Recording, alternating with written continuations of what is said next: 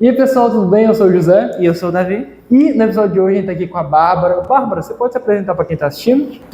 Meu nome é Bárbara Letícia, sou advogada há 3 anos, sou presidente da Comissão de Segurança Pública e Direito Penal, membro da Comissão da Jovem Advocacia OAB Parnaíba e sou membro do Conselho Estadual da Jovem Advocacia a nível seccional. Caramba, 2 comissões, bem legal. Você Comissões e um conselho. Bastante coisa. Toma muito do seu tempo, essas áreas todas, como é que funciona geralmente?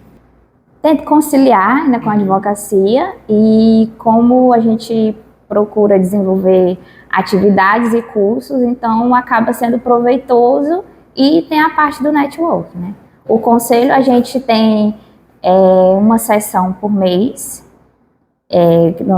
igual o conselho seccional normal, né, da OAB, assim como tem o conselho aqui da OAB de Parnaíba. A gente tem um conselho jovem, que tem a reunião uma vez por mês, no qual a gente apresenta projetos para a jovem advocacia do Estado. Seja cursos, seja workshops, seja visitas institucionais, até programas de boas-vindas aos novos advogados. No caso, esse já é de nível estadual, não é seccional, né? É porque seccional é estadual. Aí, subseção é só a comissão. Aí, seccional é o conselho. Legal esses cursos, né, para dar essa força, né, já mostrar melhor como são certas áreas e para não sentir tão deslocado. Você sente que alcança muitas pessoas? Você sente que tem uma boa captação nesse caso? A gente tenta, né, quando chegam novos colegas advogados, a gente tenta recepcionar, a gente apresenta o que é o sistema OAB e dá um suporte nesse início da advocacia, sejam dando informações de como proceder quando a determinada área que ele vai trabalhar, né, já dando dicas, já dando telefones úteis, de por onde começar determinados procedimentos, você vai melhor por aqui, etc.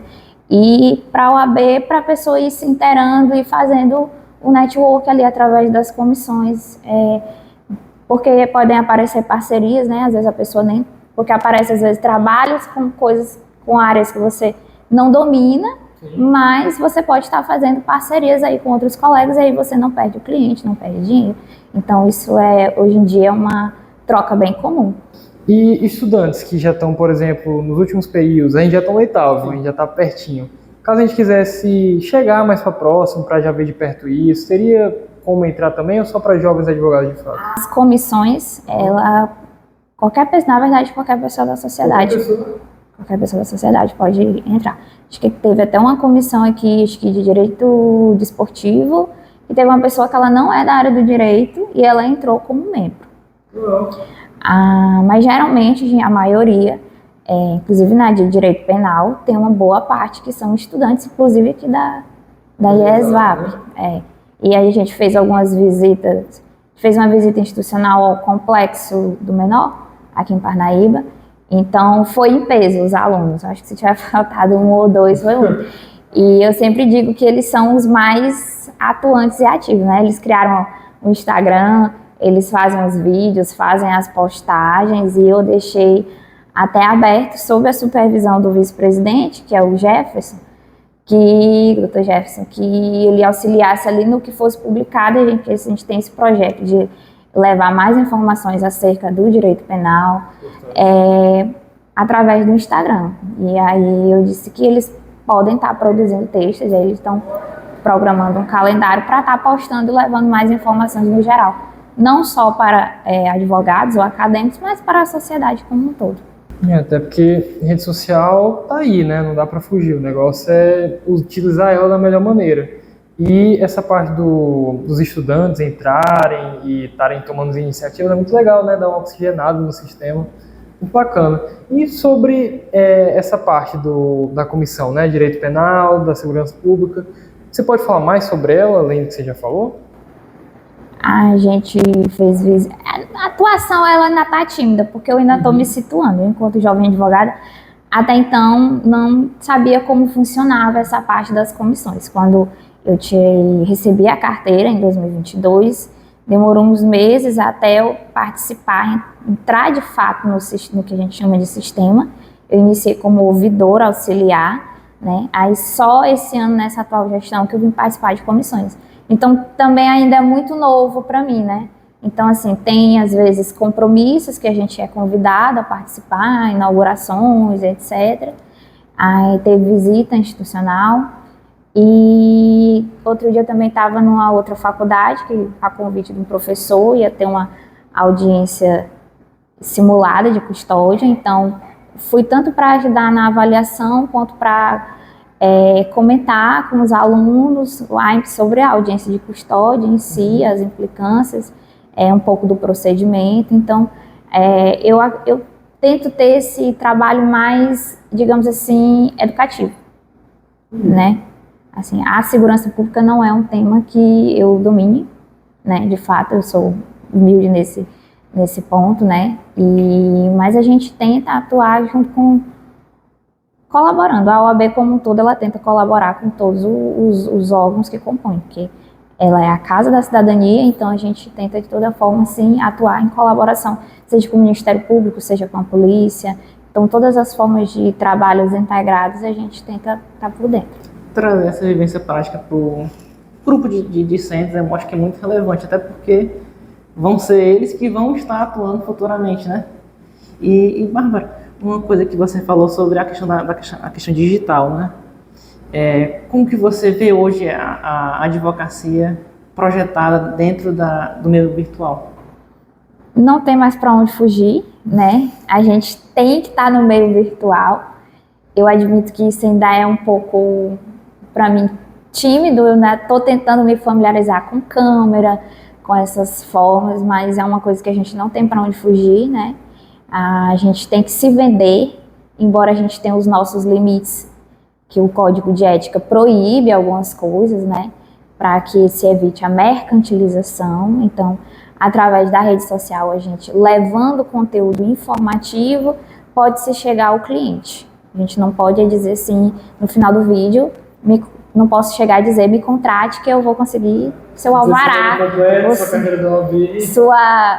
soltar o seu parente. Não posso, então eu posso levar informações sobre procedimentos e como atuar e etc. A importância de ter um advogado durante um procedimento criminal já, por exemplo, desde a delegacia, né, para evitar, digamos assim, atuar de forma, existe uma, como é que eu posso dizer, um meio agora, a investigação defensiva, não um meio, é uma forma de atuação, investigação defensiva, quando o advogado ele já começa a atuar ali desde a delegacia, então ali já dá para atuar na cadeia de custódia, atuando se por caso de virar um procedimento criminal, já tem muito no que debater ali, já produzindo provas até a favor, sim, no caso de... Quanto mais preparo, melhor. Muito bem, até evitar a questão de depoimentos desencontrados, né? A pessoa dá uma versão aqui, depois dá outra versão, que pode, mas assim, não é o ideal, né? Então, assim,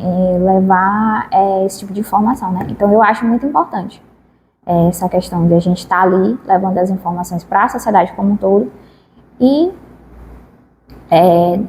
a gente tem que se adaptar, né? Assim, foi, por exemplo, implantado o BJE, ele ainda era... Eu peguei o Temes ainda com o processo, ele era meio físico, meio virtual. Tinha um procedimento, processo volume físico, carreguei muito quando era estagiária no fórum. E ao mesmo tempo a gente tinha que botar todos os atos processuais no sistema. Aí veio a pandemia, veio o PJE como um todo para todo o Brasil.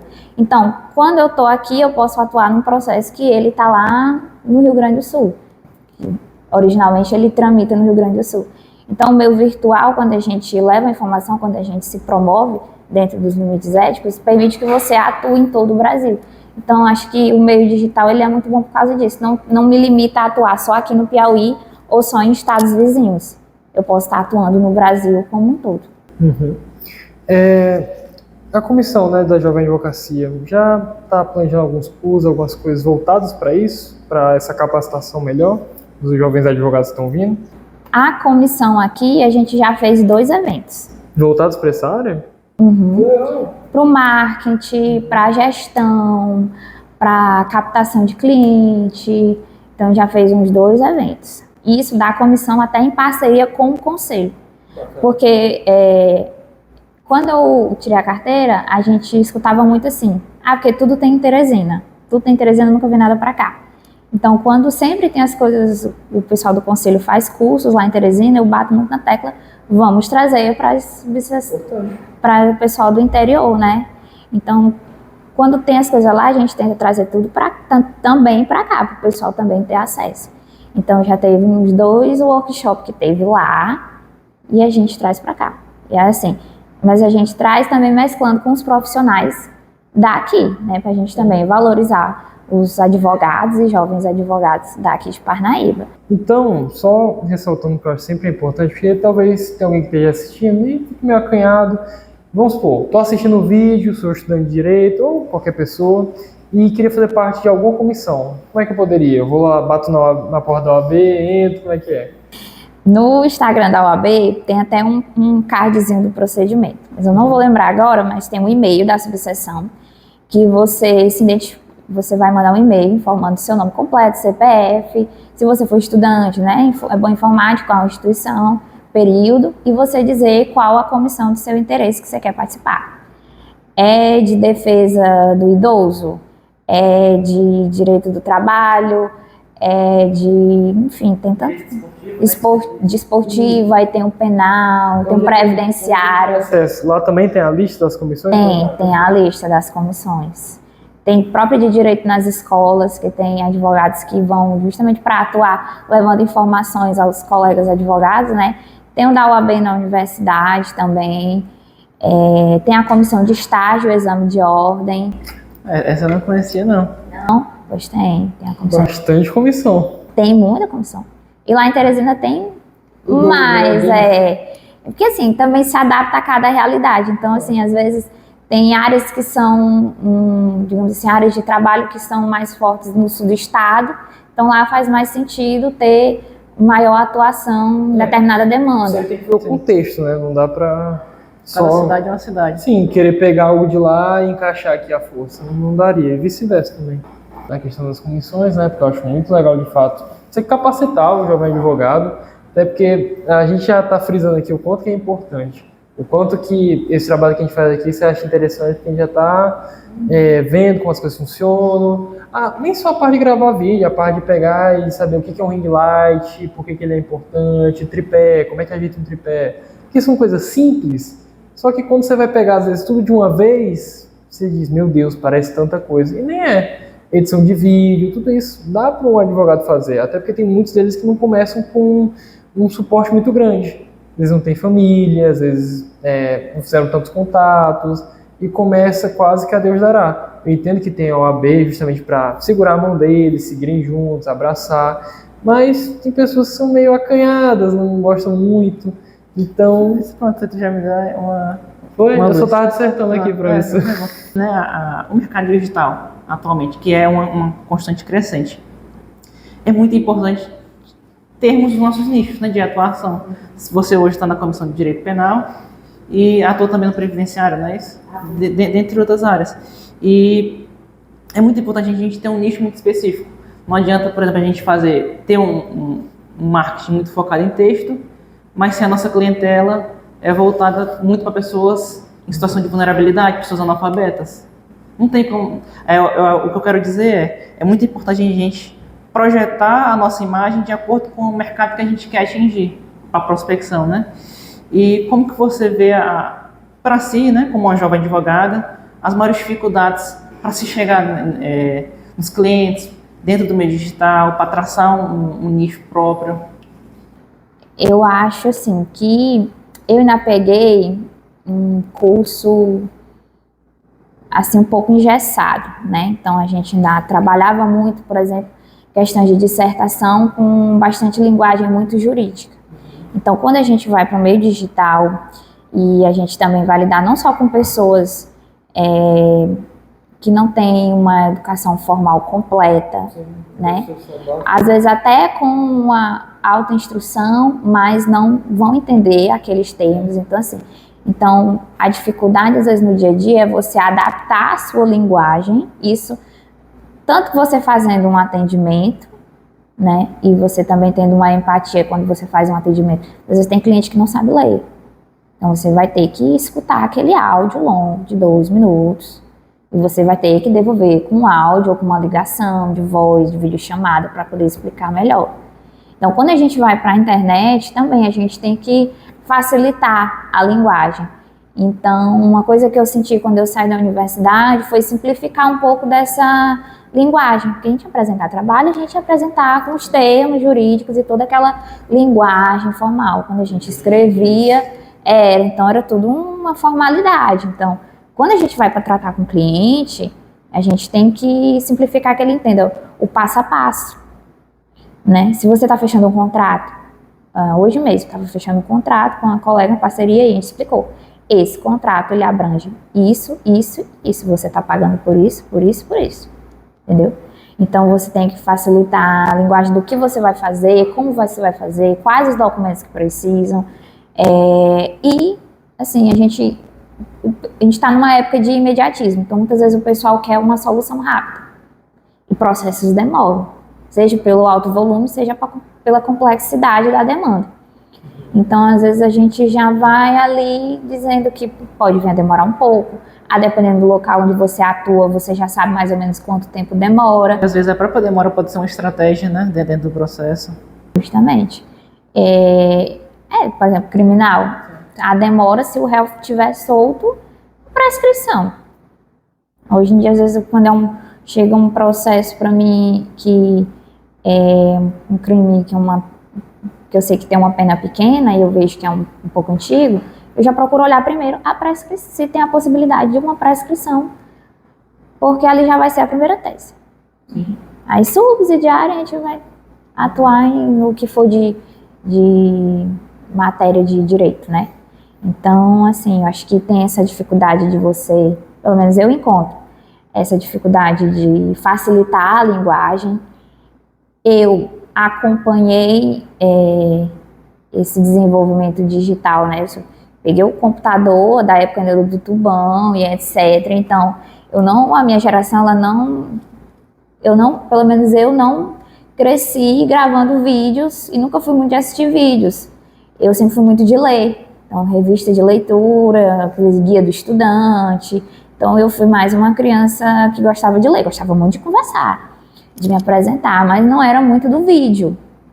Né? O computador para mim era assistir o YouTube e escutar música, porque eu amo música.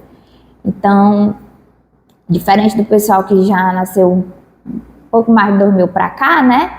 E eles já nascem com toda essa interação, já tem uma facilidade maior. Então, eu admito, eu tenho uma dificuldade de estar ali gravando vídeo, mas eu entendo a necessidade, sei que é um meio que não tem para onde fugir. A gente na advocacia hoje, embora ainda tenha muito essa da indicação, né? Mas se quiser crescer, a pessoa tem que ir para o digital.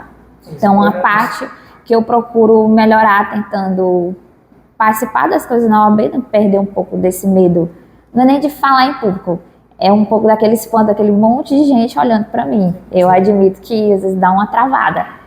Uma coisa era você apresentar um trabalho numa sala de aula com umas 30 caras que você já conhece e vê todo dia. E a audiência também você vai se acostumando, né? Então você vai ali e já não vai perdendo medo. Outra coisa é um monte de gente que espera de você uma informação, uma responsabilidade com que você passa, uma linguagem que dê para entender, você conclui um raciocínio. E ele espera ali aprender de você, no mínimo, algumas informações, né? Conseguir tirar dali de uma palestra. Então eu estou tentando quebrar esse gelo, participar de alguns vídeos e tudo mais, mas é uma coisa que eu estou dilapidando, mas eu tenho colegas que eles já desenvolvem muito mais daí. E aí vocês estavam falando mais cedo também sobre a questão da edição. Eu sou uma pessoa que eu tenho dificuldade com esse negócio de edição. Essa semana a Jane, a presidente da Bárbara, precisa colocar a legenda aqui no vídeo. Eu digo, não faço ideia. Não faço ideia. Só que eu sou uma pessoa muito de mexer, né? Eu vou mexendo ali nos botões todos disponíveis até... muitas vezes aprende assim mesmo. E aí a outra colega lá do escritório também foi mexendo até que a gente descobriu como é que botava. Mas eu sou uma pessoa que eu tenho dificuldade nessa parte. Eu prefiro pagar uma pessoa que um profissional do marketing para gravar um vídeo, do que tem coisas que eu prefiro pagar com quem entende para fazer um material de qualidade, mas eu entendo que nem todo mundo vai ter à sua disposição.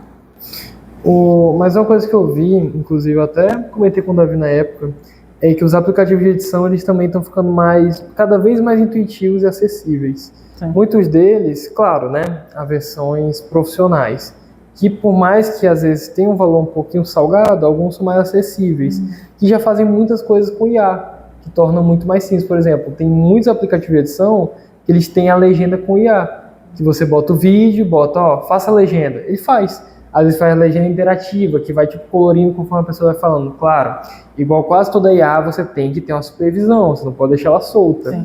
Você tem que olhar, será que essa parte ele não botou errado? Às vezes ele juntou, porque Então, pode troca entender. a palavra. Mas é normal. Mas é que ele já poupa muito tempo e já faz muita coisa para você.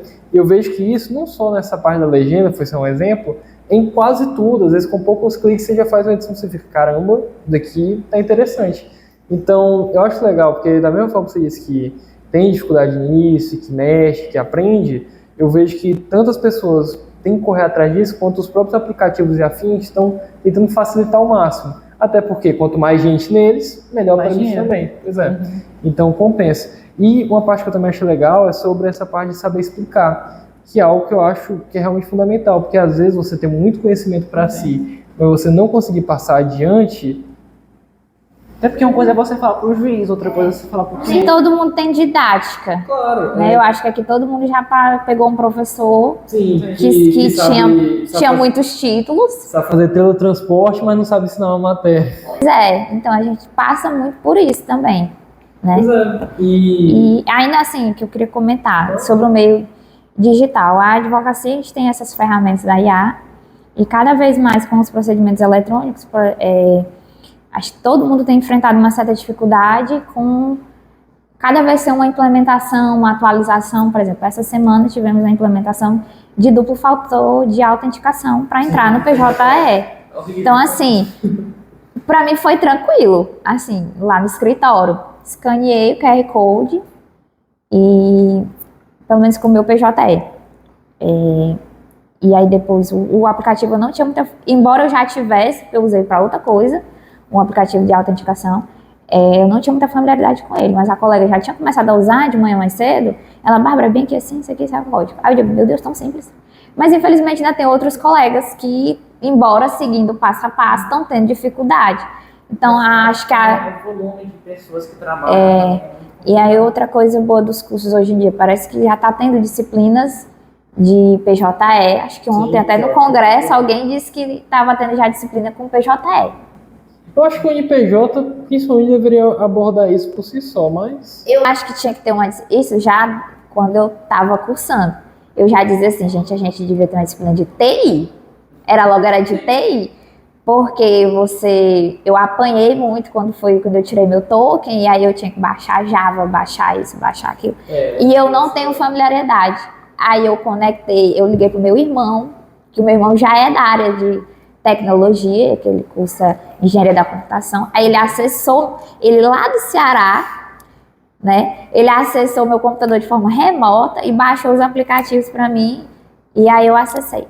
Mas eu tenho essa dificuldade, mas estou melhorando. Então, assim, é você manusear um sistema, é você saber baixar os aplicativos. E aí tem essa questão de autenticação por causa dos golpes, que estão muito comuns. Então, tá todo mundo tentando, de certa forma, prevenir, tentando proteger os dados das pessoas, né? Mas, assim, né? É a gente criando uma barreira aqui e o pessoal encontrando uma forma de derrubar aquilo dali. Mas eu acho que a disciplina de TI como um todo seria o ideal. E não só no curso de Direito, né? Todos os cursos. Talvez na escola já seria interessante. Ia ser algo que vai desde o início da formação. Até porque uma coisa que eu percebo muito, né? Dessa nova geração que está vindo agora, é muito focado no celular. Quando pega algum computador para mexer, não sabe como configurar, nem como configurar uma parte de arquivos. Mas se chega para protocolar uma ação, tem que separar toda a documentação. Por exemplo, já tem disciplina, alguns cursos já tem disciplina voltada próprio para a questão de provas digitais, né? O penal tem muito isso, de a gente atuar com provas digitais. Mês passado, que eu fui para o ENJA, em Maceió, que é o Encontro Nacional da Jovem Advocacia. Então, tinha várias palestras, as palestras ocorriam de forma simultâneas, a gente andava com um fonezinho de ouvido e um negocinho com um radinho. Eu digo, entregando a minha idade, parecia um Walkman. E aí, dependendo do palco que a gente queria assistir, a gente só sintonizava com a frequência daquele palco. Então, foi muito legal. E o local era, tipo assim, uma área enorme, tipo assim, um galpão enorme. Aí ficava vários palcozinhos, assim, um do lado do outro, um montinho de cadeira, um palcozinho aqui pequeno, o pessoal numa mesa, um telão aqui atrás. E tinha o palco principal, o palco maior, onde tinham os palestrantes a nível nacional. E teve umas 2, 3 palestras que eu assisti só de questão de prova digital, extração de dados, cadeia de custódia nos procedimentos criminais, envolvendo a questão das provas digitais. Então, é uma realidade, é uma coisa que a gente tem que atuar, porque a gente sabe que tem as deepfakes, tem a questão do uso do IA para usar o rosto, a voz da pessoa. Então, já é uma realidade que a advocacia também não tem para onde fugir. Então, a pessoa que for atuar no criminal hoje em dia também tem que ter um pouco de conhecimento disso daí. Se ela não tem um pouco de conhecimento, no mínimo ela tem que ter um profissional para atuar junto com ela, para ajudar nessa parte.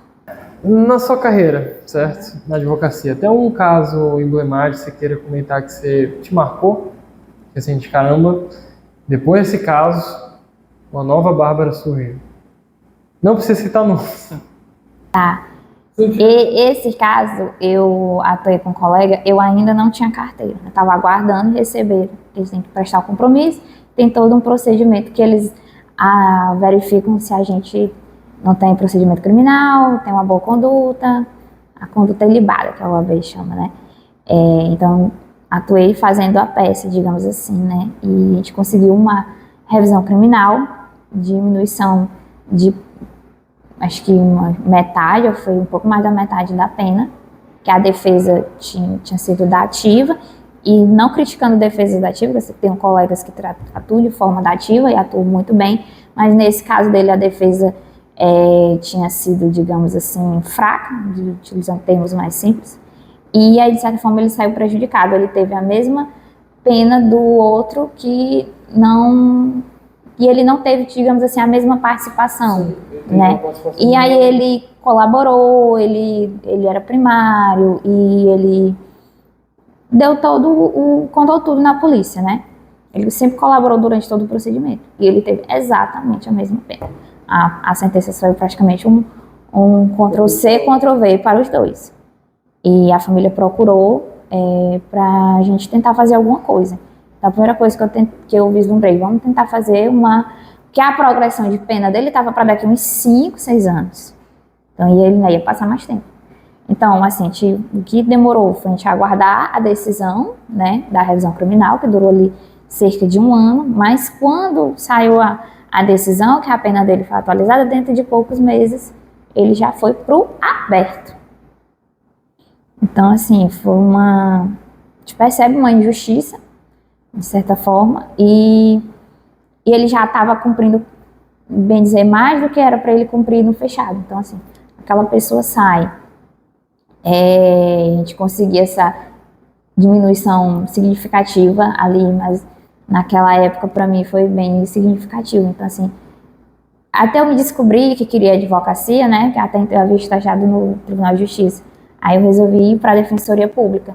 Então, atuando no dia a dia, ali, sendo num atendimento mais humanizado, com a população, com os assistidos mais vulneráveis, foi que me deu amor por aquilo, né? Então, assim, me fez mudar a linguagem, o tratamento, ter mais empatia e observar com um pouco mais de empatia cada caso, né? Eu sei que as pessoas julgam muito a questão do criminal, mas por trás ali tem uma família que quer minimamente entender o que está se passando, quer minimamente saber pelo que o seu filho, o seu marido, né, está sendo acusado. E muitas vezes eles não estão ali buscando uma absolvição. Eles pensam que era alguém que está acompanhando para a pessoa não estar abandonada, entendeu? De certa forma, amparada. Então, assim, com esse olhar mais humanizado nos casos, que eu fui pegando gosto na advocacia. E aí cada caso desse, na verdade, cada caso ele vai te trazendo um ensinamento, ele vai te deixando uma marca. Até aqueles que a gente não consegue, né? Fica ali um aprendizado e a gente vai mudando o olhar sobre a advocacia, tanto a criminal quanto a previdenciária, que eu também atuo, que também com população vulnerável, com pessoas que têm pouca ou baixa instrução, né? A gente vai tendo esse olhar mais empático. Sim, e esse ponto que você falou, acho que é muito relevante. Dentro do próprio direito criminal existe um preconceito muito grande da população, em face, não do criminoso, mas em face do advogado. Por algum motivo o advogado não cometeu crime algum, né? Mas existe uma retaliação muito grande em face da figura do advogado. Você já viu, presenciou algum tipo de tabu contra você, contra algum colega? Dentro de casa, né? Mais próximo de você. Não com os meus pais, graças a Deus, mas com parentes. Então, assim, quando eu escolhi, porque assim, quando eu passei para a Defensoria Pública, eu passei nos primeiros lugares e tinha saído uma boa leva de estagiário de lá. Então, eu pude escolher qual defensoria eu ia atuar. Queria estagiar. Então, eu escolhi, na época, era conjunto, parece que agora já desmembrou. Era custódia com execução penal e tribunal de júri. Que o tribunal de júri eu acho, gosto muito da parte do tribunal de júri, eu acho ali, digamos, aquele procedimento em que digamos que é onde a defesa atua mesmo de forma bem plena, eu acho muito interessante. Então, quando eu escolhi, o pessoal, os parentes vão ficar assim, né, a gente escuta todo tipo de comentário. E quando eu me formei, aí eu recebia muitos editais de concurso, todo mundo achando que eu ia fazer concurso, né? Aí eu tive que bater muito na tecla com todo mundo que eu não ia fazer concurso, eu não queria concurso, não sonhava em ser juíza, nem promotora. Delegada passou por um tempo na minha cabeça, mas depois eu fui gostando mesmo da parte da advocacia. E aí quando tu diz que tu quer atuar no criminal, aí é a gota d'água, né? A gente escuta tudo, vai ser advogada de porta de cadeia, não sei o quê. Mas eu acho que é importante até para quebrar um pouco do preconceito, né? Por isso, eu acho que as coisas têm que começar de dentro de casa, né? De você ensinar que uma coisa é o que o cliente fez e às vezes ele nem fez tudo aquilo que está na acusação ou que sai na mídia, né? E você explicar. Muitas vezes, uma vez eu sentei com um parente, eu digo, olha, tem muitos casos de que, por exemplo, é uma pessoa presa ali por uma coisa e muitas vezes ele foi confundido. Existem homônimos, pessoas com o mesmo nome. E às vezes não existe toda uma verificação na hora de prender. As pessoas, é feito um reconhecimento, às vezes na delegacia, não é respeitado o procedimento do reconhecimento, né? E aí, por exemplo, a importância da audiência de custódia, se verificar se aquela pessoa é aquela do mandado mesmo. Acho que todo mundo já ouviu falar algum caso no que saiu na mídia que não era aquela pessoa, foi presa no lugar. Preso e não era ele. Acho que na época da defensoria teve até um caso de gêmeos. Gente, deu um trabalho para provar que não era aquele, era o irmão. Aquele tipo de caso é raro, mas acontece com frequência. Acontece com frequência, infelizmente. Então, assim, às vezes eu atuo em casa, digamos assim, no modo até mais educativo, e explicando que todo mundo tem direito à defesa. E não só você vai na delegacia, você está ali num procedimento criminal, não só como réu, às vezes você está como denunciando alguém por questão de calúnia, uma difamação, ou você sofreu um assédio, né, um abuso, e aí você tem que procurar a delegacia para denunciar, e aí vai ter um procedimento. Então, eu tento fazer essa educação já dentro de casa. Então, assim, da rua eu já espero, então não tem problema nenhum contra isso. Então, infelizmente, tem colegas que passam por diversas situações ainda em sede de delegacia e tudo mais, mas são coisas que a gente já espera e aí a gente tem que aprender a atuar de forma combativa, não desrespeitando ali aquela autoridade, mas sabendo também digamos assim, se impor, né, naquela localidade, e também para você saber defender os direitos do seu cliente. Eu acredito que o papel da comissão de direito penal tem um papel muito presente, ativo nesse sentido, né, de quebrar esses estigmas dentro da sociedade. É um trabalho muito importante.